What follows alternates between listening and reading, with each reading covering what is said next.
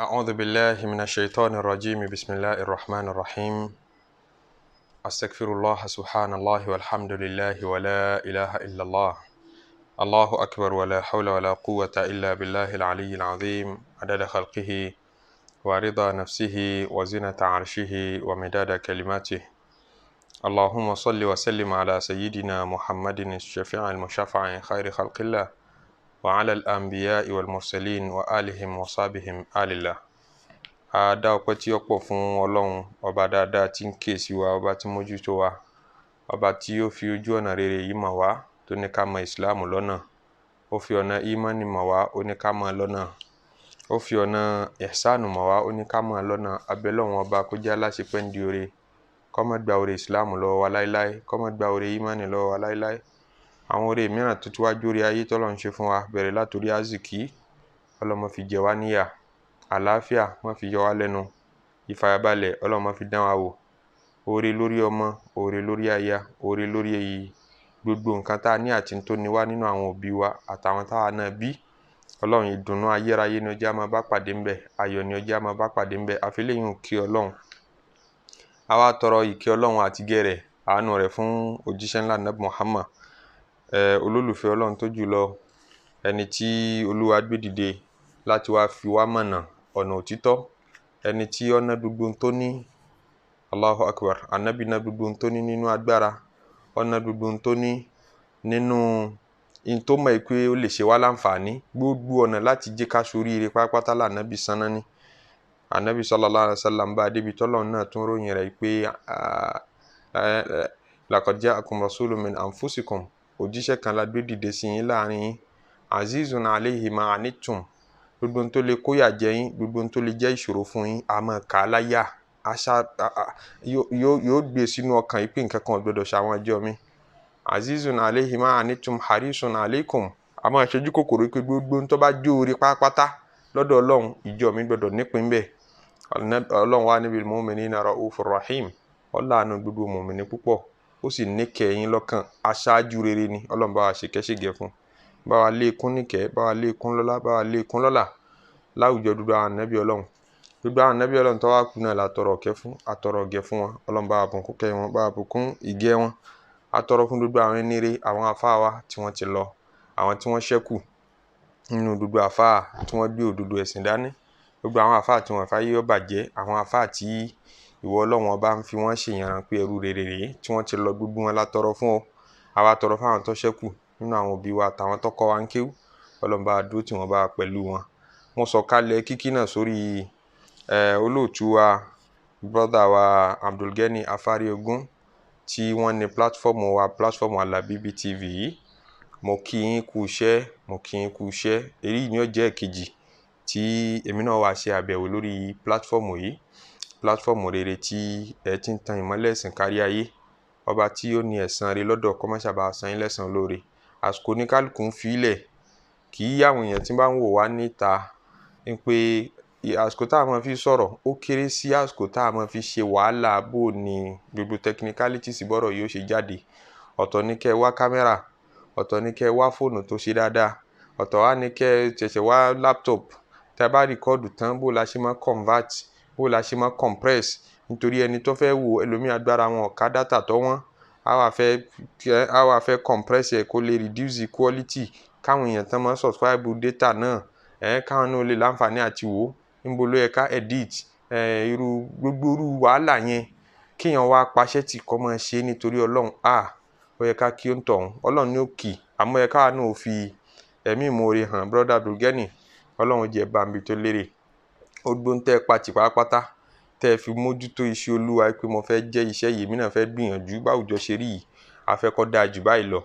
Ọlọ́run má ṣàbà yín gbọ́ gbogbo bùkátà náà, gbogbo tí ẹ ní Ọlọ́run jẹ́ ó máa pọ̀ sí i, kó máa dáa sí i. Gbogbo yìí tẹ̀ tí ì ní tẹ̀ tún béèrè lọ́dọ̀ Ọlọ́run ọba lóore, Ọlọ́run má ṣàfilẹ̀ yín lọ́wọ́, máa dáàbò rẹ̀ bò yín táyà tọmọ. Mo tara bẹ́ẹ̀ kí gbogbo ẹni tí wọ́n ràn wọ́n lọ́wọ́ lórí platform Alabibi TV yìí, Ọlọ́run má ṣàràn gbogbo wa lọ́wọ́. Ọ̀rọ̀ tẹ́ ní kí n sọ, tẹ́ ní kí n fi ránra mi létí Ọlọ́run lákọ̀ọ́kọ́, kí n tún wá fi rán gbogbo ẹni tí ń wò mí, tí ń gbọ́ mi létí Ọlọ́run lẹ́ẹ̀kejì, òun ni èyí tó tóbi jùlọ nínú ọ̀rọ̀. èyí tó tóbi jùlọ nínú wáàsí kò sẹ́ni tí ó bá wí, kódà ọba àfáà tó fẹ́ ṣe wáàsí wí ju ẹni tí ó fà lọ, nítorí wípé àìsàn kárí mi, àìsàn ká ṣiṣẹ́ kó má jẹ́ nítorí tọ́lọ́hun, ẹ̀dá tó kàn jù ńlẹ́ni tó bá lóhun jókòó ti ṣe ọlọ́run tó kéde fáráyé pé ẹ wò èmi ò ṣe nǹkan míì mọ́, ọlọ́run nìkan mo fẹ́ gbájúmọ́. Ẹni tó bá kéde bẹ́ẹ̀ fáráyé, àìsàn tí sábà yọ wọn lẹ́nu náà ni pé in tó lóhun gbájúmọ́ yẹn ẹ padà rí i pé àwọn nǹkan míì tó lóhun ò ní ṣe mọ́ nínú nǹkan ayé ń dágbọ́n gbọ́ bùkátà yẹn látara tọ́lọ́run tó lóhun fẹ́ ṣe. Ó ti kéde fáráyé pé ayé ọjọ́ mi lójú, ẹ máa gbé ayé yín lọ, ìwówó, ìwọ́lá, ìwọ́mọ, gbogbo tọ́lọ́run bá fẹ́ ṣe ni èmi ṣàfẹ́ máa ṣe tọ́lọ́run, mo fi tèmi lọ́lọ́run lọ́wọ́ kó máa ṣe tèmi, èmi ó máa ṣe tọ́lọ́run. Ṣé wọn kọ́rọ̀ tó lágbára ni, àdéhùn àwọn ẹni renu, àdéhùn àwọn ànábì ọlọ́run, tèmi ó dọwọ́ ọlọ́run, tọwọ́ ọlọ́run, tọ́lọ́run fún rẹ̀ dọwọ́ tèmi. Bẹ́ẹ̀ sì rèé ó ṣe máa ga sí, báwùjọ ó ṣe máa dá sí, bára yóò ṣe mọ̀nà ilé mi fẹ́ mójútó, báwọn ọmọ tèmi ó ṣe wá níláárí láyé, bí mi náà ṣe máa rí jẹ, bí ń ṣe máa rí mu, bí ń ṣe máa lókìkí, gbogbo ń tọ́ máa dá mọ̀mọ́ fẹ́ níláyé yẹn, ìyẹn dẹ̀ dọwọ́ ọlọ́run. Ọlọ́run wà mójútó ti àáfà ó mójútó ti ọlọ́run. Amọ́pọ̀lọpọ̀ àáfà bọ́n ṣe máa fẹnu wí inú, a bá ti fẹnu wí bẹ́ẹ̀ tán, a padà á rí i pé ọkàn tiwa náà kúrò níbi ayé, a máa wá fi ṣe ọlọ́run yẹn wáyé, a máa fi wó kìkì, a máa fi wọ́mọ, a máa fi wá ìyàwó, a máa fi wá mọ́tò, a máa fi wá ilé, a ṣá máa wá bá ṣe bíyà bùkátà ayé látara kámọ́flájì tọ́lọ́run tá a gbé síta. Mo fi ní pankẹ́rẹ́ ọ̀rọ̀, òun ni ọ̀rọ̀ al-ikhlas, kí n ò ṣiṣẹ́ nítorí ọlọ́run. Ó bọ́kùnrin wí, ó bóbìnrin wí, ó bọ́mọdé àtàgbà wí, gbogbo ẹni tí ń ṣe nǹkan kan fọ́lọ́run ló yẹ kó gbọ́ wá sí al-ikhlas time to time dẹni, kì í ṣe wá sí tí yẹn máa sọ pé mo ti gbọ́ rí, ìyẹn ó tuntun gbọ́, ìyẹn ó tuntun gbọ́, ìyẹn ó tuntun gbọ́. Tọ́rọ́ Ọlọ́run ló sọ pé nínú suratul Bayyinah, a'udhu billahi minash shaitanir rajim,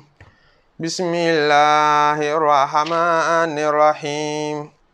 Ká ṣe tìláwà díẹ̀ nínú oṣù Ramadan, oṣù al-Qur'ani láwà.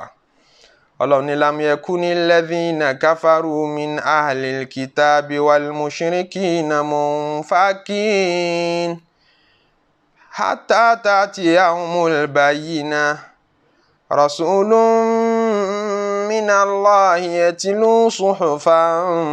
mutahharah fiha kutubun qayyimah وما تفرق الذين أوتوا الكتاب إلا من بعد ما جاءتهم البينة وما أمروا إلا ليعبدوا الله مخلصين له الدين حنفاء ويقيموا الصلاة ويؤتوا الزكاة وذلك دين القيمة إن الذين كفروا من أهل الكتاب والمشركين في نار جهنم خالدين فيها أولئك هم شر البرية إن الذين آمنوا وعملوا الصالحات أولئك هم خير البرية جزاؤهم عند ربهم جنات عدن تجري من تحتها الأنهار خالدين فيها أبدا رضي الله عنهم ورضوا عنه ذلك لمن خشي ربه. Ọlọ́run ní súrà tí mo sọ̀kalẹ̀ yìí, Suratul Bayyinah, súrà alálàyé fún ẹni tó bá fẹ́ mọ pàtó bó lòun ó ṣe ṣẹ̀sìn òun tí ó fi látẹ̀wọ́gbà gbogbo aláwẹ̀. Ẹ jẹ́ á súnmọ́ tòsí, ká má bàa gbá àgbàdànù àwẹ̀, ká má bàa kí àkìdànù run, ká má bàa yọ àyọ̀dànù sàárà. Gbogbo iṣẹ́ tá à ń fi tipá àti ìyànjú ṣe, tá à ń jẹ ẹ̀mí ara wa lógun ṣe, kò ní dáa kó dijú àlùkìyámà ká tú wá wà tì nínú iṣẹ́ olóore wa. Kí ni ò ní jí ó rí bẹ́ẹ̀? Àfi ká jìnnà sí kárí mi àríyá, ká ṣiṣẹ́ nítorí ọlọ́run, al-ikhlasu, sincerity nídìí iṣẹ́, ká ṣe sincerity f'Olúwa. Bó bá ń gba àwẹ̀ gbà nítorí ọlọ́run, bó bá ń kírun kí nítorí ọlọ́run, kẹ́ni tí ń ṣe sàárà ṣe nítorí ọlọ́run, gbogbo wa rí tó bá máa wù láyé jó jẹ́ nítorí Ọlọ́run ló fi ṣe ọ̀rẹ́ mi bó bá ṣe nítorí ènìyàn tó ṣe nítorí ẹ̀dá wọn ní mọ̀ fún ọ kọ́kọ́ pàdánù láyé náà kó tó pàdánù ju alkiyama àwọn èèyàn tó ti torí wọn ṣe tó fẹ́ rí ìyọ́nú wọn òréré kan ni tí ò ṣe lépa bá òré ń pé mo fẹ́ rí ìyọ́nú aráyé kò sí tó lè ṣe fún wọn tó lè fi tẹ́ wọn lọ́rùn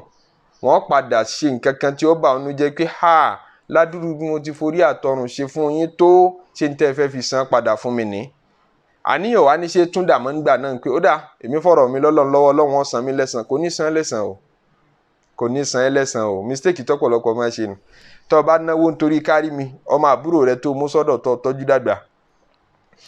ọ̀tọ̀ ìwọ lọ tọ́ dàgbà ìwọ lọ rán lọ lé ìwé ìwọ ló ṣe gbogbo bùkátà nígbà tó padà wá yà kọ̀ mọ́ fún ọmọ ọ padà kọ̀yìn sí ọ padà gbógun tì ọ nígbà náà lọ ṣẹ̀ṣẹ̀ wá ń sọ pé ẹ̀ẹ́dà èmi fi tèmi mọ́ Ọlọ́run wọlá epo mi àtàtà mi tó jẹ ẹ̀yìn ṣe lásán ìyẹn rẹ̀ san rẹ̀ lọ́dọ̀ Ọlọ́run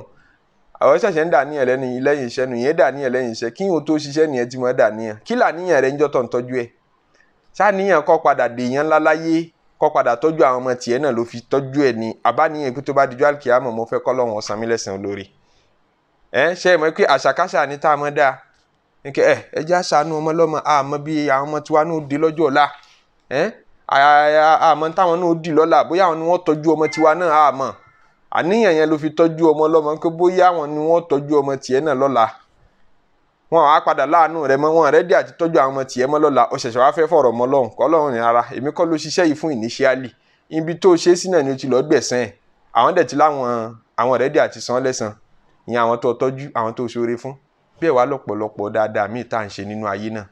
àníyàn kì í tọ́ lẹ́yìn iṣẹ́ àfikọ́ dàníyàn kó tó ṣiṣẹ́ gbogbo owó tó bá fẹ́ ná láyé má retí ọpẹ́ má retí kẹ́nìkan mọ̀ fún ọ Ọlọ́run ni kódà máa sá fún wọn tán bá fẹ́ dúpẹ́ fún ọ ní ti ń jẹ́ ìkìláàsù nù ẹ̀kọ́ yẹn la mú wá fúnra wa ní brother Abdulgani afárí ogun ní ká dára wa lẹ́kọ̀ọ́ náà brother Abdulgani Ọlọ́run sọ pé lam yakuni alladhina kafaru min ahlil kitabi munfakina àwọn tí wọn ò gbọ́ lọ́wọ́ bá gbọ́ nínú àwọn kèfèrí tí wọ́n pín sóríṣiríṣi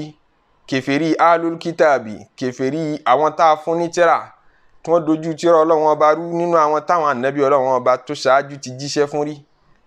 bóyá àwọn kìrìsìtẹ́nì àtàwọn Júù kèfèrí làwọn náà àwọn kèfèrí tán jẹ́ bẹ́ẹ̀ àtàwọn kèfèrí múṣírìkí náà kèfèrí tí ò ní tírà tá ànábì Ọlọ́run ọba kan ò jíṣẹ́ fún rí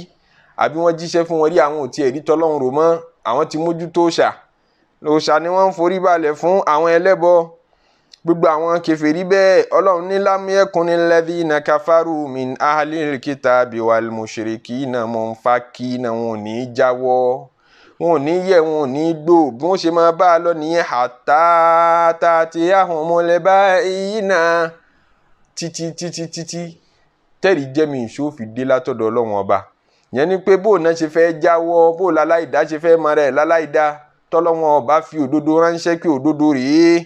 òdodo ọ̀hún wá dé òdodo ọ̀hún náà ni rasulun minallahi òjíṣẹ́ tó dé látọ̀dọ̀ Ọlọ́run Muhammadu yẹtìlú suhufan mutahharatan tí ń ké fún wọn ń ké alukurani fún wọn ń ké àwọn ìwé mímọ́ fún wọn fiha kutubun qaima nínú àwọn ìwé mímọ́ náà àwọn ìwé kan bẹ́ẹ̀ tí ó dúró tọ́ suhufu mutahhara àwọn ní ìwé tí ń bọ̀ láti inú ìwé tó tóbi jù lọ́dọ̀ Ọlọ́run tí ń jẹ́ master document lahul mahfuz níbẹ̀ la tọ́jú gbogbo nǹkan sí níbẹ̀ la nábì tí ń ka ọ̀rọ̀ Olúwa fún wa ọwọ́ àkà fiha kutubun qayyima àwọn súra chapters tọ́da tí máa fìyàn lé ọ̀nà tọ́tọ́ tí máa mú ẹsẹ̀ yẹn dúró lórí òdodo ń bẹ fáwọn kèfèrí wọ̀nyí wọn gbọ́tọ̀ Ọlọ́run ní wa ma tafarraqa alladhina utul kitaba illa min ba'di ma ja'atuhumul bayyinah ṣẹ́ra wọn tá a fún tírà tí wọ́n padà wá dọ̀tá ara wọn àwọn kìrìsìtẹ́nì pín sóríṣiríṣi ìjọ oríṣiríṣi sẹ́ẹ̀tì ní ń bẹ nínú kìrìsìtẹ́nìtì oríṣiríṣi sẹ́ẹ̀tì ní ń bẹ nínú ẹ̀sìn àwọn Júù àwọn náà jọra wọn gbọ́ra wọn yé ẹ̀yìn tí Ọlọ́run ní ẹ̀yìn tá a fún wọn ní tírà tá a fún wọn lódodo níbi ìmọ́lẹ̀ wọn gan-an náà wọ́n tún sì ń bára wọn jà ìmọ́lẹ̀ yẹn gangan ló tún padà fọ́ wọn lójú ìmọ́lẹ̀ tá a sọ̀kalẹ̀ sí wọn wa ma tafarraqa alladhina utul kitaba illa min ba'di ma ja'atuhumul bayyinah àìbáyìí náà ti dé tíra dé látọ̀dọ̀ Olúwa wá bá wọn nke bẹ́ẹ̀ ṣe ṣayé ní bẹ́ẹ̀ ṣe ṣẹ̀sìn ní níbi ìmọ́lẹ̀ òun náà wọ́n tún ti ń bára wọn jà wọ́n ti lọ lọ́tọ̀ọ̀tọ̀ Ọlọ́run ní wọ́n túká wọ́n pín yẹ́lẹyẹ̀lẹ Olúwa wa ni wa ma umiru illa liya'budullah kò sì sáṣẹ tá a pa wọ́n tó tayọ wípé ẹ̀sìn lọ́wọ́n ọba mukhlisina lahud-din òun nìkan ni kẹ́ ẹ ṣẹ̀sìn fún Allahu akbar gbogbo ẹ̀sìn rẹ pátápátá tọ́lọ́run nìkan ni ojú ó jẹ́ gbogbo ìjọsìn pátápátá má dà nǹkan míì papọ̀ mọ́ Olúwa hunafa'a ẹ ṣe kọ́ mọ́ kàngẹ́ ẹ má dà dọ̀tí síbẹ̀ Ọlọ́run kì í gba nǹkan tó bá ní dọ̀tí nú inna Allaha tayyibun ọba mímọ́ ni la yaqbalu illa tayyiban kò ní tẹ́wọ́ gba nǹkan kan tí nǹkan wọn ọba mọ́ Ọlọ́run wa ní wa yuqimu ssolata àpá wọn láṣẹ kan kírun ìrun mímọ́ ìrun tí ò ní jẹ́ nítorí èèyàn tí ò ní jẹ́ nítorí kí wọ́n lè mọ̀ wá lára akírun wa yutu zakata kan yọ zaka kan ṣe sàárà kìí ṣe nítorí kára yìí lè mọ̀ wọ́n ní ọlọ́ọ̀rẹ́ ń pẹ́ lọ́dọ̀ ẹ̀ ọ̀làwọ̀ philanthropist ńláńlá ni aláàánú mẹ̀kúnnù ní ká fi ọjọ́ yìí aláàánú mẹ̀kúnnù kí wọ́n náà tẹ́rí gba oyè náà kìí ṣe nǹkan rí àbọ̀ wa lọ hajj ó múra kankan kan ń sọ pé ẹ̀ lè pè mí lálàájà ni ẹ̀yàn kí ọkọ mọ̀ bẹ́ẹ̀ ọlọ hajj ṣé nítorí Ọlọ́run ló fi lọ ní àbí nítorí kan lè pè ọ́ lálàájà tó bá dé ẹlòmíì yáwó lọ Mọ́kà ni àníyàn rẹ̀ níjọ́ tí ń lọ náà ni pé gbogbo àwọn ọ̀rẹ́ mi ti lọ èmi nìkan ló kù nínú ọjà wa gbogbo wọn pátápátá gbogbo àwọn tá a jọ jẹ́ kọ́líìgì wọn ti lọ ó ti wá fẹ́ di nǹkan tìjú èmi náà lọ mo gbọ́dọ̀ lọ lọ́dún yìí yọ wá lọ jẹ gbèsè ṣáàjì lọ lọ yẹn àbó ṣeré lọ tourism lọ bá lọ Mọ́kà ó lọ wo bẹ̀ nítorí òní ládàá kì í ṣe Ọlọ́run lọ bá lọ́hùn Ọlọ́run pè mí mo fẹ́ dá lóhùn kan ló gbé ọ lọ mo fẹ́ àdìkún status mi láwùjọ pé status mi láwùjọ o mo fẹ́ àdìkún kún ọmọ pè mí lálàájá kí mi náà ní title ìyẹn lọ́fà àbọ̀ ọmọ Nàìjíríà bá dé Madina tó kọ́kọ́ sọ̀kalẹ̀ sí Madina kó tó dé Mọ́kà àwọn ìbẹ̀rẹ̀ ṣe ájì o wọn èsè yìí tó pilẹ̀ ṣe ájì àkọ́kọ́ kò tí ì ṣe kankan bẹ́ẹ̀ kódà kò ní tí ì ṣe kankan bẹ́ẹ̀ láàrin bí ọ̀sẹ̀ méjì àbọ̀sẹ̀ kan ó sì ṣẹ̀ṣẹ̀ dé Madina ó kàn ṣe ziyara mọ́ṣáláṣí ànábì mbẹ̀ tó bá kúrò Madina yóò ṣẹ̀ṣẹ̀ wá lọ Mọ́kà níbẹ̀ ni ó ti ṣe umura àkọ́kọ́ lẹ́yìn umura náà ni ó ṣẹ̀ṣẹ̀ wá bẹ̀rẹ̀ iṣẹ́ hajj tó bá padà yá tó ẹ wá wo iṣẹ́ wo iye gáàpù tó sì wà láàrin wọn àti iṣẹ́ hajj yóò ti wá sáré máa lọ kàn yín tó bá dé Madina so ní problem ń bi eyín ṣé yín dùn ọ́ tẹ́lẹ̀ kó tó délẹ̀ yìí ni rárá o wọn àwa ajé wọn wà ní kàn yín bóun ti mọ̀ pé òun ti ṣe hajj dákun ṣé ó ṣe fọ́lọ́run ni àbò ṣe fẹ́yàn kí ló dé tó ní láti kàn yín obìnrin ó wá ṣe ọkùnrin náà lòun fẹ́ ṣe ó fẹ́ kàn yín eyín yẹn kí ni túmọ̀ ẹ̀ títọ́ ọba kírun náà àwọn èèyàn gbọdọ̀ máa fọ́kọ rẹ̀ pé òun pé akírun ràwùfù akírun Kàbírù kàn máa fi akírun síwájú ọkọ rẹ̀ bó ti ń jà fún káfà láàjì sí pé o ti ṣe hajj ṣé bí bá bó ṣe hajj fọ́lọ́run náà ló ń kírun fọ́lọ́run ńlọ ń gbàwẹ̀ fọ́lọ́run kọ́ a máa fi àwẹ̀ náà sínú táìtù ọkọ rẹ̀ pé aláwẹ̀ Kàbírù aláwẹ̀ Hasani kàn máa fi sínú ọkọ rẹ̀ ṣé Ọlọ́run ló ń ṣiṣẹ́ fún ni àbí èèyàn àbí táìtù tí hajj fi wá wà nínú social táìtù tó gbọdọ̀ jà fún pé tí wọ́n bá pè ọbẹ̀ ojú rí ọ̀pọ̀n Olúwa ní wa ma umiru illa liya'budullaha mukhlisina lahud-dina hunafa àṣẹ táwọn òjíṣẹ́ Ọlọ́run wá pa gbogbo àwọn tá a fún tírà ṣáájú kò tayọ wípé kán sìn lọ́wọ́n ọba mukhlisina lahud-dina hunafa kán sìn lóhun nìkan ní sísìn mímọ́ àníyàn wo lèmi náà fi ń ṣe wáàsí tí ń ṣe ṣé nítorí kẹ́ ẹ lè mọ̀ mí pé mo kéwú ṣé nítorí kẹ́ ẹ lè dá mi mọ̀ gbogbo iṣẹ́ tíyẹn bá ṣe tí ó bá ti jẹ́ nítorí Ọlọ́run àṣedànù iṣẹ́ ni o yóò tún wá kóyà jẹ níjọ́ àlùkìyámà bẹ́ẹ̀ ni anabi sallallahu alayhi wa sallam ló sọ pé awwalu man tusa'aru bihimun naru yawmal qiyamah àwọn tá a kọ́kọ́ fi kóná tó bá di jọ́ àlùkìyámà àwọn tá a fi kóná tó bá di jọ́ àlùkìyámà ó wá dákọ̀ àáfàá tó kéwú ó ké ń tọ́lọ́hún sọ ó yé dáadáa àmàníyàn tó fi ké ní pé liyubahi bihi as-sufaha aw liyumari bihi as-sufaha wa yubahi bihi al-ulama'a ó fẹ́ máa fi kéwú jiyàn káàkiri mo fẹ́ kí wọ́n kàn dá mi mọ̀ nínú ìlú yìí pé ẹ̀gbọ́ mo gbárí ó yé mi gan tó bá ti wá rí àfẹ́ ẹgbẹ́ rẹ̀ kan tó sọ̀rọ̀ ó ti sáré bọ́ta lẹ́ẹ̀kan náà pé àṣìṣe rẹ̀ rèé ibi tó kù sí rèé torí kí gbogbo aráyé lè dá a mọ̀ ní kí àwọn eléyìí tún jiná yàtọ̀ àwọn eléyìí wọ́n tún ní ìmọ̀ yẹn ó tún deep lára wọn yàtọ̀ kí làáfà bá débi kọ́ mọ́ fìmọ̀ ṣe fáàrí ni pé irú mímọ̀ tiwa yìí ẹmẹ́ni tọ́mọrú táwa mọ̀ yìí jáde láàrin yín kí làáfà bá débẹ̀ ṣe ìmọ̀ tọ́lọ̀ náà nù àbí tá Ṣẹ̀tánì Ànábì Ọlọ́run ọba wo ló fi mọ̀ ṣe fáàrí rí, ló fi rìsálà ṣe fáàrí rí, tó yẹ sí pé iṣẹ́ tó yẹ kí n ò ṣe kó máa bẹ̀rù pé ṣọ́lọ́ ń gbà àbí ọgbà ọ wá tún di tí wọ́n fi ṣe fáàrí. Àìsàn tí ń ṣe gbogbo àwa láàfáà ni kò yé mi náà lẹ́ o, àbí kẹ́ pè mí wá sí kí n wá lọ wá kéwù kan tó jìnnà wá, kìí ṣe nítorí kí ẹ lè mọ̀nà màmá wa kó kéwù yẹn wá kẹ́ ẹ lè sọ pé àfáà yìí kún, in fact àfáà yìí wà loaded, ọ wà loaded, ẹ bó ṣe ń da gbogbo ẹ lẹ̀. Oh my God, àfáà yìí ti wà too intelligent jù, mashallah, ó ju ẹgbẹ́ rẹ̀ lọ. Àníyàn mi nìyẹn, mo wá lọ ṣá gbogbo ẹ wá, mo wá ń kó lẹ̀ bẹ́ẹ̀. Ẹ sọ ń tẹ́ sọ yẹn láyé tòótọ́, àmọ́ tó bá dijú àlùkìyámọ̀ ntọ́lọ́run ó béèrè ní pé tí n bá ń sọ fọ́lọ́run pé mo gbìyànjú, mo dálé kéwúlẹ̀, mo ṣe wáàsí, màá ṣe tọ́ lọ́sọ̀ọ̀sẹ̀, mo ń ṣe tó lójoojúmọ́, mo ń ṣe wáàsí alẹ́, mo ń ṣe wáàsí àárọ̀, mo tún kọ tírà, iná lọ̀rọ̀ mi tí wàá já sí ìwọ Ọlọ́run ni bẹ́ẹ̀ ni ọ̀ṣẹ́ nítorí líù kọ́lá alimun kí wọ́n lè sọ pé ó mímọ̀ ni ọ́. Akọ́dí kíìlà investment rẹ o ti rípu benefit yẹ already, o invest gbogbo effort yìí all because o fẹ́ achieve wípé kí wọ́n lè sọ pé lágbájá oh my God renewed scholar ni, lágbájá ó wà loaded researcher ńláńlá ni. Orúkọ tó fẹ́ gbà yẹn, title tó fẹ́ gbà pé àfikán fàlájì sókọ rẹ wọ́n ti fi sí i, ṣebí nítorí ẹ̀ ló fi ṣiṣẹ́ ọ̀dẹ̀ ti achieve ẹ̀. Kí ló wá retí lọ́dọ̀ tèmi? Àdéhùn tèmi ṣe fún ẹ ọ̀ fọkàn sí, ayé ló fi iṣẹ́ yẹn wá, ọ̀dẹ̀ ti rí ní tí ọ̀hún wá ń bẹ̀, kí ló tó tún wá ń béèrè fẹ́ lè ní tọ̀tọ̀ sí ló ń béèrè fún yẹn. tó bá yẹ sí pé tọ́lọ́run ló ń wá, àdápadà orí látọ̀dọ̀ Ọlọ́run ló ń wá nídìí iṣẹ́ rí, ibẹ̀ ni ó fọkàn sí. Kódà tó bá ń rèrè látàyé ó yẹ kẹ́rù mọ́ bá ó kí ṣé é ṣe pé dúdú wàhálà mi lọ́lọ́run dá padà fún mi látàyé yìí.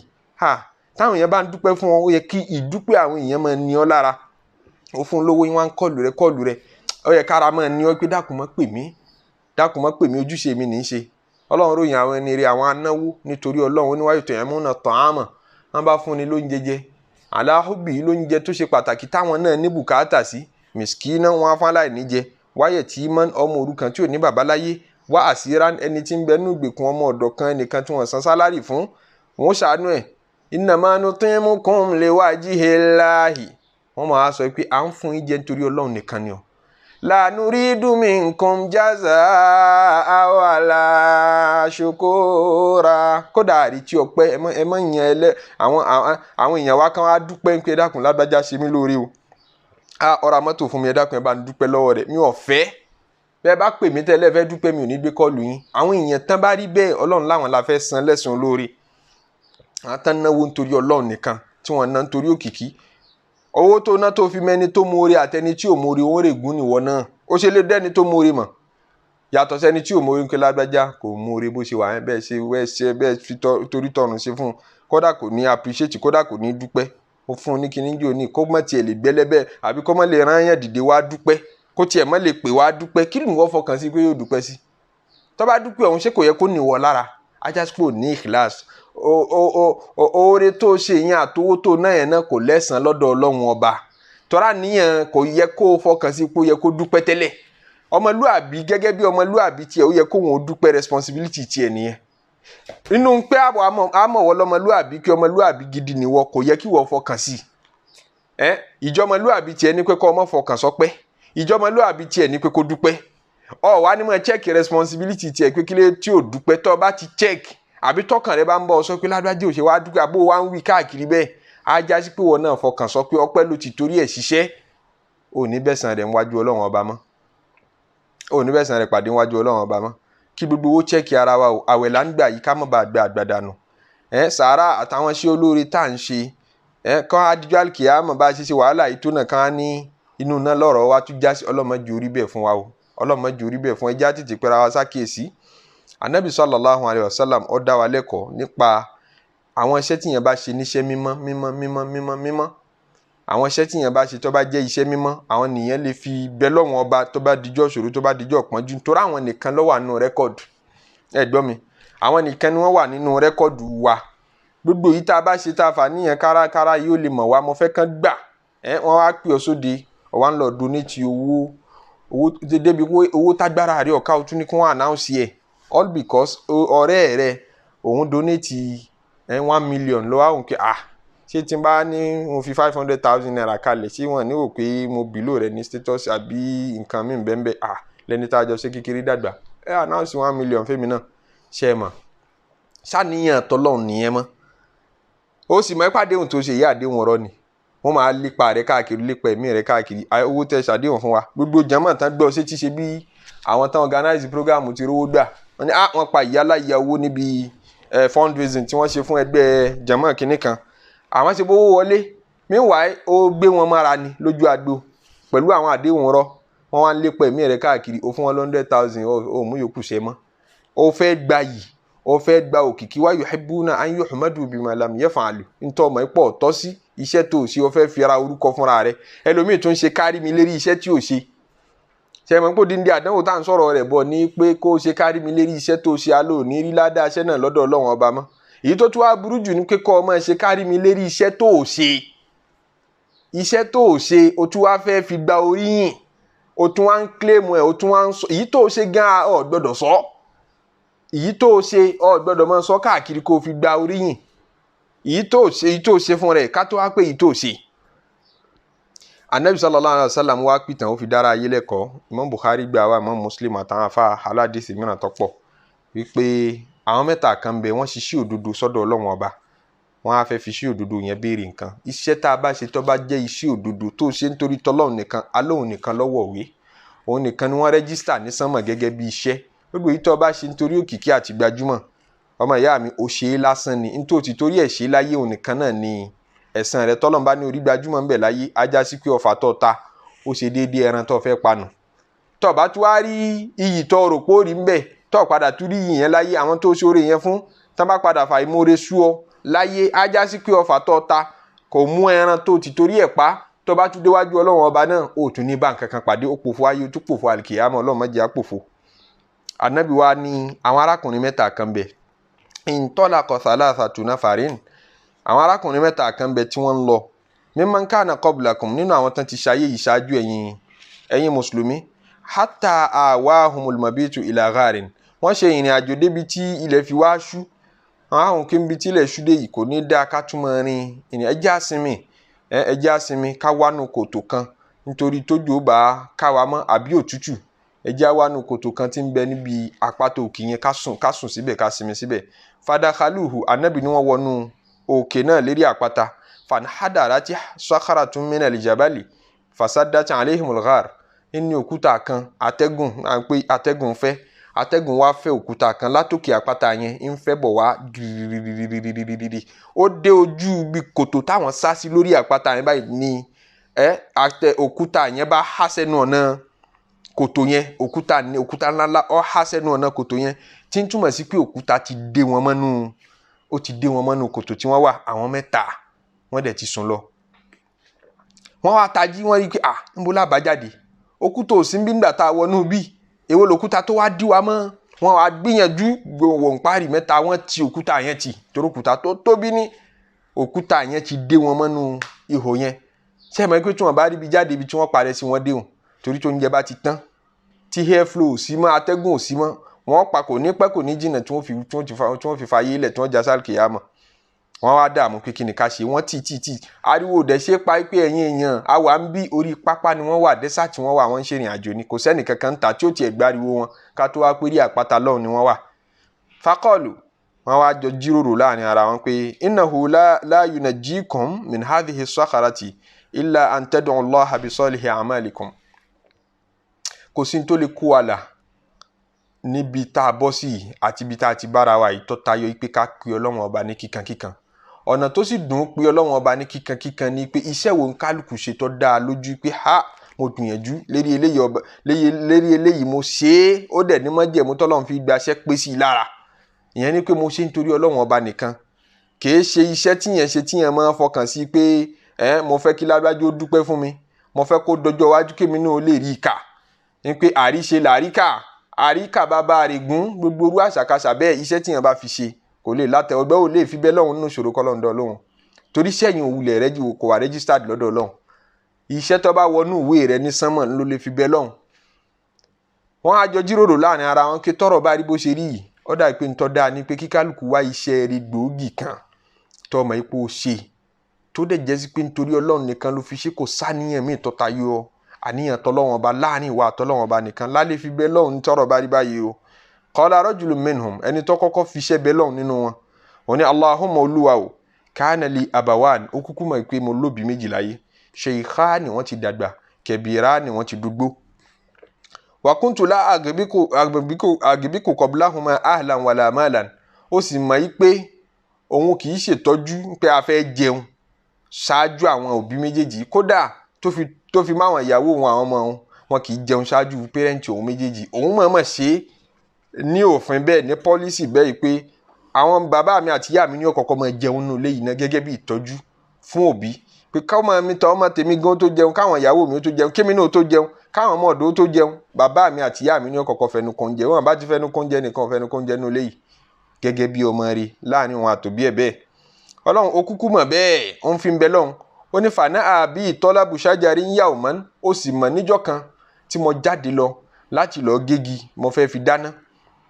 mo wá jáde lọ, falam àrùhàn aléhìmọ̀ hátà náà mọ̀, ìjáde yẹn pẹ́ mi kí n tó rí gígé. Ìgbà tí n fi wọlé padà sí ilẹ̀ ti ṣú, àwọn òbí mi méjèèjì ti sùn. Fahalabtu lahuma gabuqahuma, òun wá lọ fún wàrà fún àwọn méjèèjì pé kí wọ́n lè jẹun, òun fún wàrà fún wọn, wọ́n dẹ̀ ti wà lójú oorun. Àwọn ìyàwó òun náà ti jẹun, àwọn ọmọ ọ̀dọ̀ ti jẹun, òun fún rẹ̀ ní ebi ń pa òun.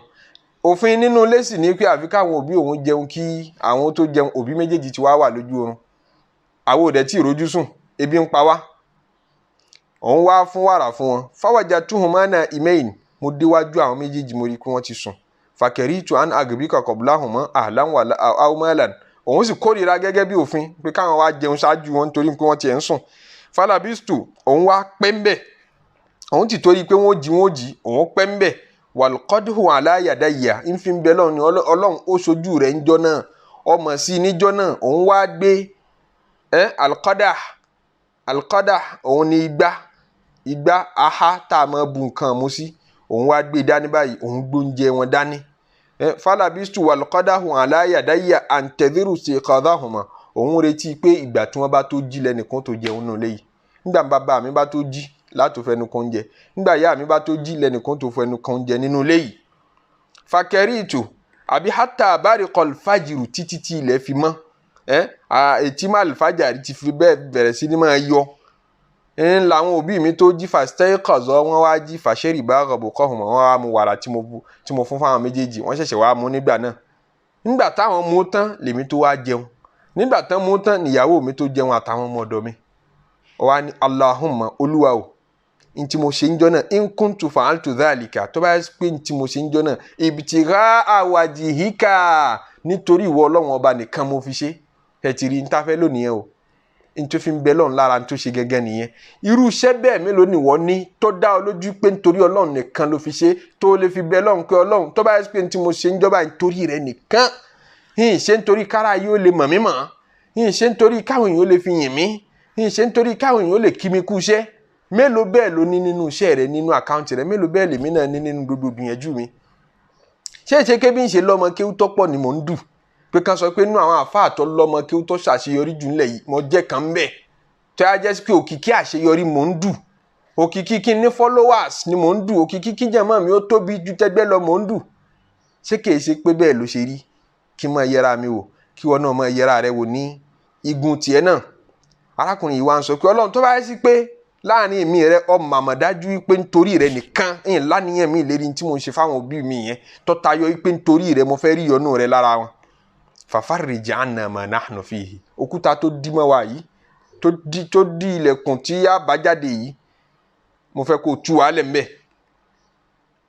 Fanfarajat shay'an la yastati'una al-khuruj, Ànábì ní díẹ̀ nínú òkúta yẹn bá yí díẹ̀, bó ṣe wí tán àṣẹ dé láti sánmọ̀, òkúta yíra padà.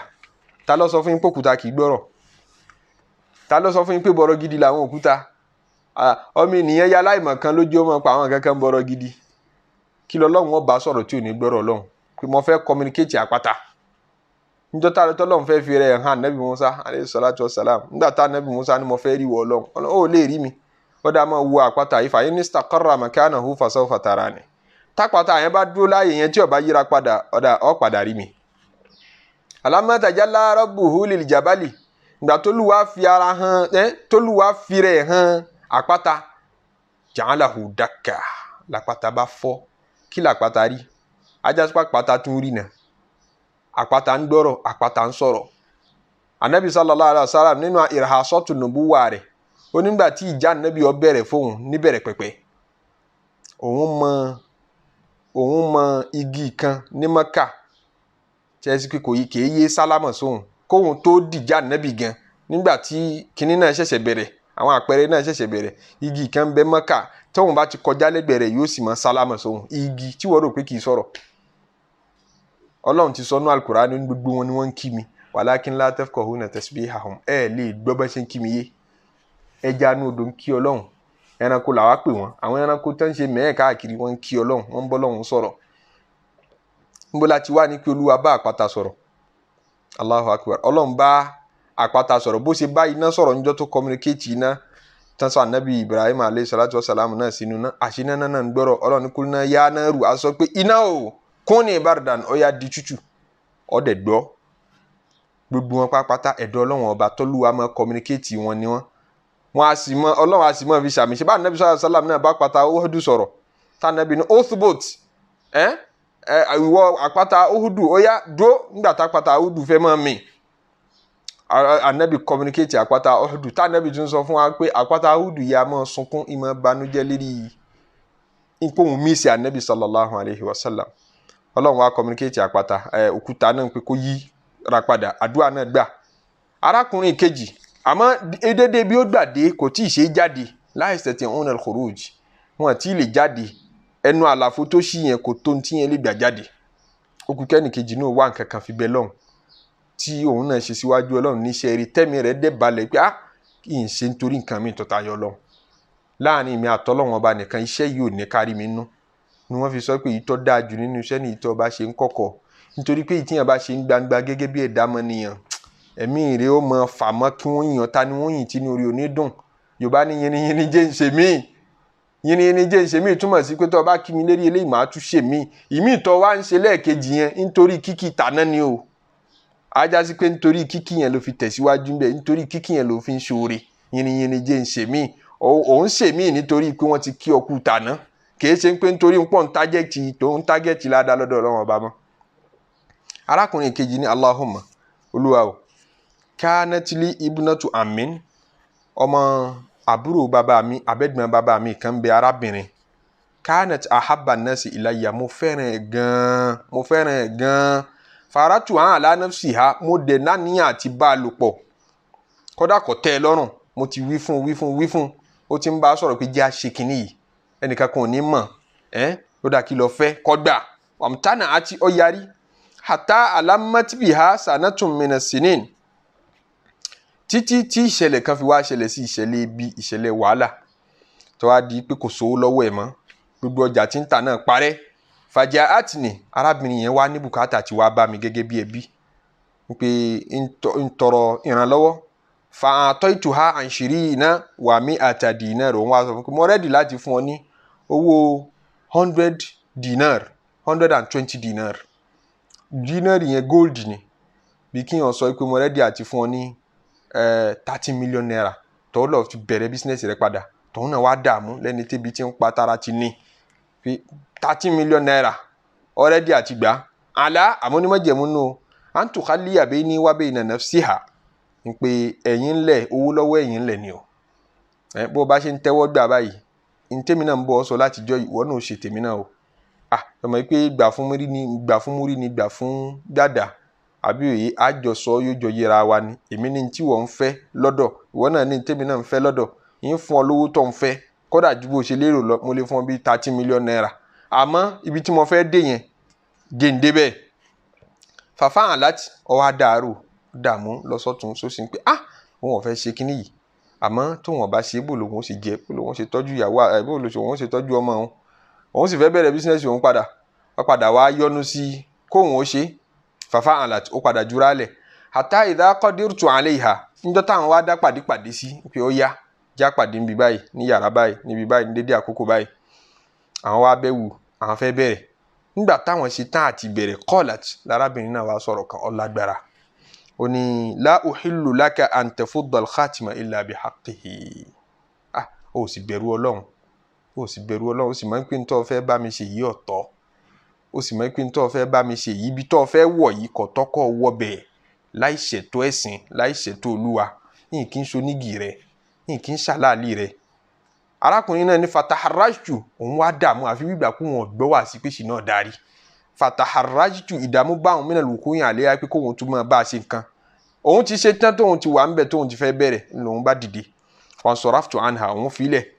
Wa iya ahabbu nasi ilayya, òun dẹ̀ nífẹ̀ẹ́ ọmọbìnrin náà, ìfẹ́ rẹ̀ sì wà lọ́kàn òun dìbò òun ti ń sọ̀rọ̀ yìí. Àmọ́ òun kóra dúró nítorí tọ́lọ́hun. Wa taraktu dhahaba alladhi a'taytuha, àwọn owó dínárì tóun ti wá kó fún owó góòdì ń kó dúgbò ẹlẹ́ pé owó mo yọ̀ǹda, owó tí mo ní fún ọ gẹ́gẹ́ bí àdéhùn mo yọ̀ǹda, kíní yẹn mi ò ní ṣe mọ́ gẹ́gẹ́ bí wáàsí tó ṣe yìí. Allahumma, ó ní Olúwa o, in kuntu fa'altu dhalika, tó bá jẹ́ sí pé n tí mo ṣe ń jọ yẹn mo ṣe ibtigha wajhika, ìyọ́nú wọ Ọlọ́run ọba ni mo fi wá, ẹ̀rù wọ Ọlọ́run ọba ló bà mí ń jọ yẹn láàrin mi àti ẹ. Fafruj anna, yọ wá ń bí ń tà wá yìí. Fanfarajat as-sakharatu, lòkúta yẹn bá tún yí díẹ̀. Ghayra annahum la yastati'una al-khuruja minha, àmọ́ déédéé tó tún ṣí yẹn náà kò tí ì gba èèyàn láti jáde. Déédéé tó tún ṣí yẹn náà kò ì gba èèyàn ó dín dín èèyàn láti jáde nínú kòtò náà. Tí wọn náà lè fi rú ẹ̀bẹ̀ lọ́hùn. Ṣé kété mi bá ṣe rú ẹ̀ mi ó sọ ń bi lecture pé ẹnìkan gbére ẹ̀ wá fún obìnrin kan gbére ẹ̀ wá fún mi. Mo ní a'udhu billah, èyí ní ṣerú ẹ̀. Kẹ́ ẹ lè rí mi láàfáàrí pé àwọn àfáà tó bẹ̀rù Ọlọ́run ní obìnrin sọ̀rọ̀ ẹlẹ̀ fún kọ́dà ó lé ní pé kọ́ máa lọ. Èyí tó adìẹ mọ́ kírẹ́dìtì mi lọ́dọ̀ yín. Ṣé mọ̀ bẹ́ẹ̀? Ẹni yìí wá ṣerú ẹ̀ wá dákẹ́. Kò sọ fara ayé pé kò fi proud. Ó ṣe láàrin wọn àtọ́lọ́run nìkan. La fi sọ pé iṣẹ́ tó bá lódodo nú ló lè fi bẹ́ lọ́hùn. Iṣẹ́ tó bá ṣe àwọn kan gbé owó wá fún mi wọ́n dá padà ń gbé mi ọ̀fẹ́. Irú àfáà wo lẹ fi mí pé àfọ olódodo lèmi. Kẹ́ ẹ fi lè rí mi lẹ́ni ire. Nǹkan pọ̀ nínú táwọn èèyàn máa ń sọ tí wọ́n máa ń rò pé àwọn fi ń tún ojú ara wọn ṣe tó yẹ sí pé ń ba ṣe wọn jẹ́ lọ́dọ̀ Ọlọ́run ọba ni. Olódodo gidi ò ní wulẹ̀ sọ pé mo sòdodo. Olódodo gidi kò ní sọ fún yín pé mo sòdodo. Ṣé ń jíṣẹ́ fún iṣẹ́ yìí lẹ́ràn iṣẹ́ tí ó fi máa jíṣẹ́ fún yín. Nǹkan ń jọ báyìí ẹ mo sòdodo. Olódodo gidi, ìsòdodo tó tún sọ pé òsòdodo yẹn náà sísọ tó ń sọ ọ̀hún ajá sí pé kì í ṣe olódodo. Àwa láàmú rí kẹ́ òdodo ló sọ yìí o. Kì í ṣe wọ́n lọ́wọ́ aṣọ fún wa pé nígbà tó dijọ́ báyìí tí ṣẹlẹ̀ báyìí ṣẹlẹ̀ mo sòdodo. Níjọ́ kan mo wọlé mo lọ kó ṣàjáde. Gbogbo ohun tó ń ṣe yẹn ó yẹ kó wà láàrin wa àtọ́lọ́run ọba nìkan. Ó ti jẹ́ àmọ̀ sí i ká lè fojú rẹ̀ wò ó pé alágbájá ń gbìyànjú o. Tá a bá ti wá fojú rẹ̀ wò ó tó gba yìí lọ́dọ̀ wa ó ní ní tó fẹ́ dé banjo alkiyama kódò ní tó lè fi bẹ́ lọ́run nù ṣẹ́ mọ́. Wọ́n ti parẹ́ lọ́dọ̀ Ọlọ́run ọba. Arákùnrin kẹtẹ jágbọ́n tóun náà fi bẹ́ lọ́hùn. Ó ní Allahumma, Olúwa o, istajartu ujara, òkúkú mọ̀ wípé níjọ́ kan mo bẹ̀ àwọn kan níṣẹ́ iṣẹ́ ọ̀yà wa a'taytuhum ajrahum, gbogbo wọn dẹ̀ parí iṣẹ́ tí mo bẹ̀ wọ́n. Àwọn nínú àwọn ẹgbàá wa kan wọ́n ní wọ́n wá bá dáko ni, àwọn àgàtú kan ló lọ pé ẹ bá ń dáko. A'taytuhum ajrahum, mo fún kálukú wọn ní owó tájọ àgírí lélẹ́rí. Ghayra rajulin wahidin, àyàfà arákùnrin kan nù wọn. Taraka alladhi lahu wa dhahaba. Ìgbà tá a fẹ́ pínwó pé ká pínwó kálukú fún lẹ́yìn iṣẹ́ àwa àti. Níbo ló lọ́tọ̀ ni ń bọ̀ wá ó sáré lọ bìkan ní àbárí mọ́. Yóò dé padà akó ń tá a jọ sọ pé á fún èrè iṣẹ́ rẹ̀ owó ọ̀yà rẹ̀ akó kalẹ̀ aretí ẹ̀ fà kò dé bẹ̀rọ̀ ìjọ́ kejì kò dé ìjọ́ kẹta kò dé títí tó fi wá pẹ́. Arákùnrin ní fathamartu ajrahu, ká níwọ ni ìwọ ṣe bí Olúwa ti mú ìfà wá lọ́ba máa náwó lọ ní tiẹ̀. Ẹ̀tọ́ ẹlẹ́tọ́ àìmọyeru rẹ̀ lọ jẹ mọ́lẹ̀, owó olówó àìmọyeru rẹ̀ lọ parẹ́ sí ọ lápò. Chẹ́ńjì oní chẹ́ńjì nídìí ọjà rẹ̀, àwọn owó ọ̀gá rẹ̀ ń bi iṣẹ́ náà ń kọ́ tí wọ́n mọ̀ sí tọ́ parẹ́ sí ọ lọ́dọ̀. Bó lórúkọ ẹ̀ tó bá dijọ́ alkiyama. Arákùnrin ní fathamartu ajrahu, òun wá ní owó yìí ìṣòwò mi ò lè náà.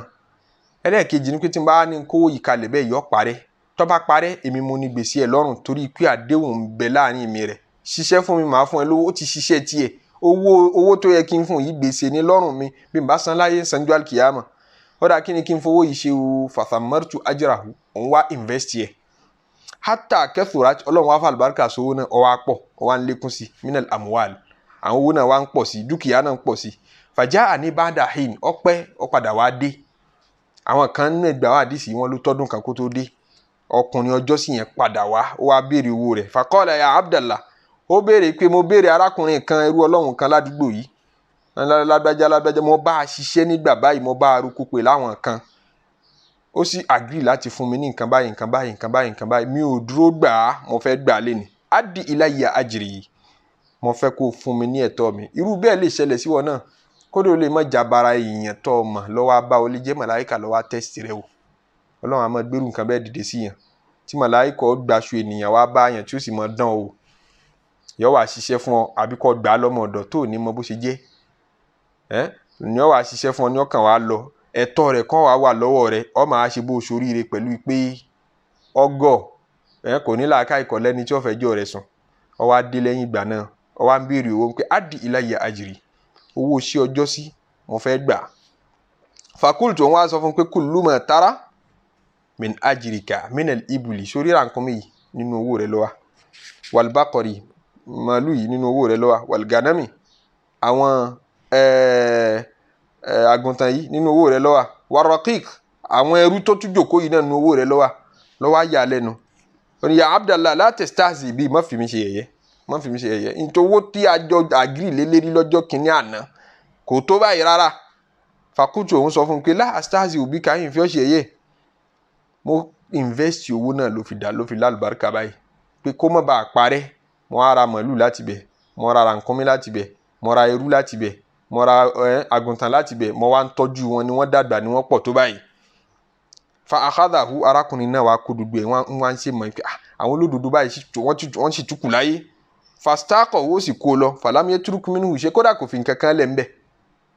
Ọlọ́run ní arákùnrin yìí wá ń sọ pé Ọlọ́run ọba wa Allahumma in kuntu fa'altu dhalika ibtigha'a wajhika òkúkú mọ̀ láàrin mi rẹ̀ tó bá yẹ pé nítorí ìwọ Ọlọ́run ọba lódodo mo fi ṣe fafruj 'anna ẹnu díẹ̀ tó kù tá yóò fi ṣí táfìrí bí kọjá síta yìí Ọlọ́run ṣáàjì ó ṣí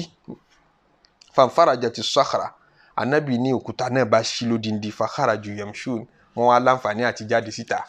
iṣẹ́ òdodo ló ṣe bẹ lọ́run ọmọ ìyá mi fòdodo sínú iṣẹ́ rẹ gbogbo iṣẹ́ tó ń ṣe wàhálà ṣe fọ́lọ́run ọba bí ọba lódodo nú mọ́jọ́ yọ lẹ́nu tó bá di jọ́ àlùkìyámà tọ́lọ́run bá lóhùn ọ̀gbá o. Wama umiru illa liya'budullah mukhlisina lahu-d-dina hunafa wa yuqimu salata wa yu'tu zakata wa dhalika dinul qa'ima. Olúwa ní ẹjẹ́ àṣẹ̀sìn kọ́ mọ́ fún Ọlọ́run ẹ̀sìn tó bá ti lámúlùmọ́lá kìí ṣe tèmi mọ́ man amila amalan ashraka fihi ma'iya ghairi taraktuhu wa shirkahu.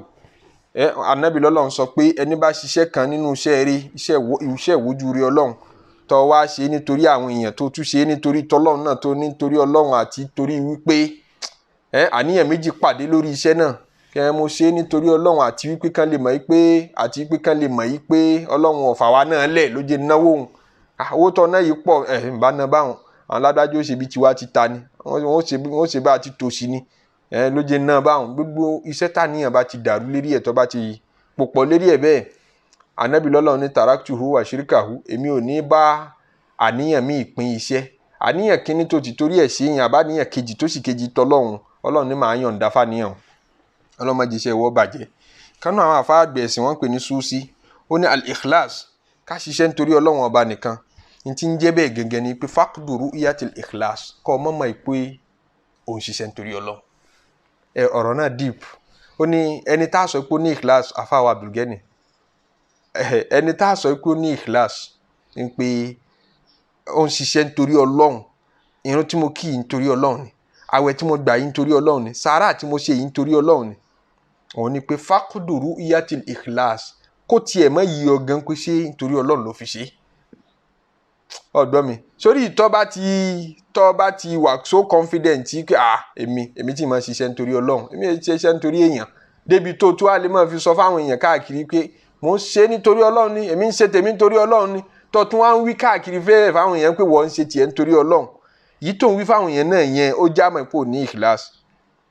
torí lè anna man shahada ikhlasahu fil ikhlasi nítorí ẹni tó bá tú discover pé òun ìtorí Ọlọ́run nìkan lòun fi ń ṣiṣẹ́ faqad ihtaja ikhlasuhu ilal ikhlasi faqad ihtaja ikhlasuhu ilal ikhlasi. Sheikh Abdul Gani ikhlasu rẹ̀ ìṣiṣẹ́ nítorí Ọlọ́run ọba tó claim yẹn náà òun náà tún sí ní di ikhlasu mi sincerity rẹ̀ náà tún ní di sincerity mi sincerity yẹn ò pure mọ́ sincerity tó claim yẹn òun náà tún ní di kó tún wá sincere in your own sincerity in that very sincerity you have to be sincere in sincerity rẹ̀ náà ní sincerity nù mọ́ torí pé o ti ń jẹ́ ká yí ọmọ o ti ń claim ikhlasu fara ayé wọ́n yẹ claim ẹ̀ torí wọ́n náà ní mọ̀ ẹ̀rù bíbà ò ní jẹ́ kọ́ ọmọ yìí pé ṣé mo ní ikhlasu báyìí wọ́n mọ̀ kí mi já owó tí mo ná yẹn ọmọ dùn mọ́ mi nígbà tí wọ́n kí mi ṣọ́ọ́ṣì kò tí ì bàjẹ́ Ọlọ́run má jẹ́ ó bàjẹ́ ẹ̀rù tí ń bá òun náà ní àpẹẹrẹ ń pò ní ikhlasu níjọ́ tó bá ti wà confident àwa wọ́n ti ṣe nítorí ayé o mi ti ṣe nítorí ayé wọ́n fún mi lówó ní iṣẹ́ tí ń ṣe yìí ń ṣe fọlọ́ọ̀ ni tọ́ wa múra kankan bẹ́ẹ̀ sísọ tó ń sọ yẹn náà tún já mọ̀ pé ò ní ikhlasu. Wọ́n tún béèrè nínú lọ́wọ́ kan náà àwọn ẹni rẹ̀ tó ti ṣáájú wa nínú ẹ̀sìn ìpè kí ni ń jẹ́ ikhlasu kí ni ń jẹ́ ká ṣiṣẹ́ nítorí Ọlọ́run Zunnun al-Misri ni wọ́n ń pè ó ní ẹ̀ẹ́làmù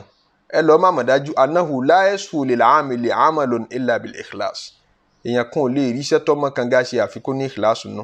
faman akhlasa lillahi ta'ala bẹ́ẹ̀ sì wá mẹ́ni tó ní ikhlasu rí ẹni tó bá ní sincerity àwọn symptoms rẹ̀ àtàwọn àpẹẹrẹ rẹ̀ àwọn tẹ́ẹ̀fì mọ̀ pé ó ní sincerity sí Ọlọ́run ọba òun ni pé lam yarju ghayra Allahi ta'ala kò ní nǹkan míì tí ran kan tó tayọ Olúwa kò ní ran kan pé lẹ́yìn tí n bá kọ́ àwọn ọmọ yìí ń kéwú tán wọ́n padà mọ́ gbórúkọ mi ga lọ́jọ́ iwájú àwọn ọmọ yìí lákọ̀ ń kéwú tá fi mọ́ wá táwọn ní tọ́lọ́run fi dá dáúlà èdè burúkú káfọ́ ọmọ pé rẹ̀ ń kóhun ṣe dáúlà kí à ń ṣe dáúlà tí ìṣọba tí ìṣèjòyè ní òun ṣe dáúlà àti wà lórí dáúlà inú tó jọ mẹ́ta nítorí pé dáúlà fẹ́ni tí ó bá dó Arabic ní empire ṣé empire ni kí n òṣìṣẹ́ Olúwa iṣẹ́ ìfaradulẹ̀ ní iṣẹ́ ìtẹríba ni sẹ́fì mọ̀ pé àníyàn tí kálukú fi ń kéwú ó ti dàrú àtìgbà tá a bá ti wà ń lé kéwú ní tí ń sọmọ lé kéwú bí kò sọlá ọmọ kékeré ẹ bá ní ó ṣe wá sí yóò bá mọ fọwọ́ ra kùn báyìí kíkí ní sọmọ yìí tí ń fọwọ́ ra kùn tí ń ṣe bí ọlọ́lá mọ sọ̀rọ̀ mọ rán mọ́ ṣe bí gbà pé ó lè má lè di máìkì mú fún ẹ kó ní wọ́n bá òun gbé dání ẹnìkan mọ̀ bá kápá aṣọ wọn máa nìkan mọ̀ nu oògùn tí ò sí ń bẹ̀ ẹ máa rí kí ṣe iṣẹ́ Ọlọ́run lélẹ́yìí ń ṣe yìí àbí ó fẹ́ ṣọlá ẹ pé mẹ́sẹ̀gì yẹn náà kò ní mẹ́sẹ̀gì tó fẹ́ gbé sínú ọkàn yìí ò ní jẹ́ lógún kẹ́ ẹ gbọ́ kẹ́ ẹ dẹni ire kọ́ lọ́ba wa kẹ́ ẹ rí wípé Ọlọ́run gbà fáwa náà òdìndín ni wá láàyè wa yọ wà múra yọ kan àlìkínbà yọ wọ gbogbo ẹ̀ wá kẹ́ ẹ lè rí kó lè kílèmù tí ò ní lọ́dọ̀ Ọlọ́run ṣàtún gbogbo wa ṣe Ọlọ́run ṣàtún wa láníyàn ṣe ẹ jẹ́ àtẹ̀síwájú Zunnun al-Misri ní faman akhlasa lillahi ta'ala ẹni tó bá yẹ pèsè Ọlọ́run ní í ṣe lam yarju ghayra Allah kò ní fọkàn sí nǹkan mi tó tayọ Ọlọ́run wa'lamu ẹ lọ́ọ́ mọ̀ ó ní wa'malu lillah ẹ ṣiṣẹ́ nítorí Olúwa la qabula li'amalin yuradu bihi ghayrullah yuradu bihi ghayrullah gbogbo iṣẹ́ tíyẹn bá ṣe tó bá yẹ pé nǹkan mi tó tayọ Ọlọ́run nìyẹn wá ń bẹ Ọlọ́run ò ní gbà gẹ́gẹ́ bá a ṣe sọ lẹ́ẹ̀kan iṣẹ́ yẹn ò wọ̀wé wọn ní rẹ́gísítà rẹ̀ ń sánmọ̀ faman arada tariqan ẹni bá fẹ́ la ọ̀nà kan kọjá qariban ilal ikhlasi tó fẹ́ kọ́nà yìí ó súnmọ́ sincerity ikhlas kó ní ikhlas nínú pé mo fẹ́ mójútó àwẹ̀ pé lẹ́yìn Ramadan yìí mo fẹ́ yan àwẹ̀ ní iṣẹ́ àbí mo fẹ́ yan tahajjud ní iṣẹ́ mo fẹ́ yan sàárà ṣíṣe ní iṣẹ́ mo fẹ́ mójútó zikiri mo fẹ́ bẹ̀rẹ̀ sí ní máa sa nǹkan báyìí zikiri yìí mo fẹ́ mójútó mo fẹ́ ṣe débi tó lámì mo fẹ́ máa ṣe istighfaru tọ́pọ̀ gan gbogbo ń tọ́ bá mú níṣẹ́ rẹ̀ ń pè tilawatul Qur'ani mo fẹ́ mójútó tọ́ bá ti la ọ̀nà yẹn kalẹ̀ fala yudkhilanna fi iradatihi ahadan ghayra Allah mọ́ fi sínú pláàni rẹ̀ pé ó fẹ́ kẹ́nìkan appreciate ẹ̀ àbó fẹ́ káwọn èèyàn mọ̀ sí tó bá possible kó gbé pamọ́ kíyàwó rẹ̀ ọmọ mọ̀ káwọn ọmọ rẹ̀ ọmọ mọ̀ kó gbé pamọ́ kò bá dáa tán bá sì mọ̀ sí bóyá kó jẹ́ nítorí pé ó fẹ́ fi dá àwọn ọmọ rẹ̀ lẹ́kọ̀ọ́ ó fẹ́ káwọn ọmọ rẹ̀ náà lawọ́ ló jẹ́ kó jí wọ́n mọ̀ pé ó ṣe sàárà òun fìyẹn train ní mind wọn ni make sure pé kì í ṣe pé nítorí káwọn ọmọ rẹ̀ náà lè mọ sọ fara yìí pé bàbá wa ná ìyálà yẹ owó bàbá wa lawọ́ kì í ṣe nítorí ẹ̀ make sure pé kì í ṣe nítorí ẹ̀ afa wa mi tún dá wa lẹ́kọ̀ọ́ ó ní afa Fudayl ibn Iyad nínú àwọn afa rẹ̀ tó ti lọ ó ní tarkul amali min ajli nasi riya àní kò tún lò ṣiṣẹ́ nítorí àwọn èèyàn sẹ́ ríyáwù kan tún lòun náà táwọn èèyàn ìfura mọ́ kárí mi kan tún lòun náà táwọn èèyàn fura mọ́ iṣẹ́ eré kan bẹ tó máa ṣe nínú ẹgbẹ́ yín ìjọ yín àbí ládùúgbò yín iṣẹ́ ẹ̀sìn sì ni tó ní ládánú wá ti torí pé wọ́n sọ ọ́ lẹ́nu ó ti torí àwọn èèyàn ó fi ilẹ̀ ìfiṣẹ́ yẹn lẹ̀ nítorí aráyé òun náà kárí mi kan tún lòun náà ó ti torí aráyé fi nǹkan lẹ̀ tíyàn bá ti torí aráyé ṣiṣẹ́ kárí mi ni tó bá tún ti torí aráyé fiṣẹ́ lẹ̀ kárí mi tún lòun náà ó yẹ kọ́kàn rẹ̀ pàdé pátápátá sí ọ̀dọ̀ Ọlọ́run ọba. wọ́n bí Imamu Junaid pé lọ́dọ̀ tiẹ̀ kí ni jẹ́ ikhlas òun ní fana uka anil amali má rí iṣẹ́ rẹ mọ́ kó ní fana nítorí pé fana wù ní kí má ṣẹ́kù síbẹ̀ má ṣẹ́kù má bójú wo bẹ̀ má kọ̀nsídà rẹ̀ mọ́ jára kúrò ń bẹ̀ pátápátá níbi iṣẹ́ mọ́ nígbàgbọ́ nínú iṣẹ́ rẹ mọ́ torí ẹni tó bá ń ṣe kárí mi iṣẹ́ jọ ọ́ lójú ni má jẹ́ kí iṣẹ́ jọ ọ́ lójú má rí àwẹ̀ tó bá gbà tó pọ̀ bíi nothing má rí tàájùdí rẹ bíi nothing kò sẹ́ni tí ó rí ní nǹkan tí ò nítumọ̀ tí ó máa wá fi proud ntọ́ bá rí tó bá jọ ọ́ lójú náà nìyẹn máa fi proud so má jẹ́ kí gbogbo iṣẹ́ ìjọsìn rẹ jọ ọ́ lójú mọ́ wàrtífà àwọn òrò ìyá ti kà á nù má tiẹ̀ rí i má rí bí ìgbà pé ṣé irun náà mọ wá kí i criticize irun rẹ criticize àwẹ̀ gbogbo tó ṣe tó bá dáa ni ọmọ criticize pé ṣé bá ṣe máa ń ṣe yìí náà ṣé bá ṣe máa ń ṣe náà mo ṣe yìí ṣé báwọn ànábì Ọlọ́run ṣe máa ń ṣe mo ṣe yìí yóò jẹ́ kó lè lẹ́mìí rẹ̀ lẹ̀ ọmọ àwọn abẹ́ lọ́run lè lérí yóò kọjá ní tó lè máa fi ṣe fáàrí gbogbo iṣẹ́ tá a ṣe tá a gbìyànjú ṣe ní kọ̀kọ̀ Ọlọ́run máa ṣàgbà lọ́wọ́ wa gbogbo tá a ṣe ní gbangba Ọlọ́run máa ṣàgbà lọ́wọ́ wa ọ̀làlá ilaha illallah brother Abdulgani afárí ogun tọ́lọ́run fi ṣe sábà bíi ọ̀rọ̀ tí abára wa sọ tí ó wúlò fẹ́mi lákọ̀ọ́kọ́ tí ó máa wúlò fún gbogbo ẹ̀yin tí ẹ̀ ń wò wá tẹ̀ ń gbọ́ wa náà ní gbogbo ibikíbi tí kálukú wà Ọlọ́run máa ṣàsanmọ́ brother náà lẹ́san olóore gbogbo yín ní tẹ́ ń wò wá tẹ́ ń gbọ́ wa ní gbogbo àyíkáyè tí kálukú ti ń wò wá oyin rántí mi ò ṣọ́ọ̀ṣì mo rántí ṣe salamu alaikum ẹ má bínú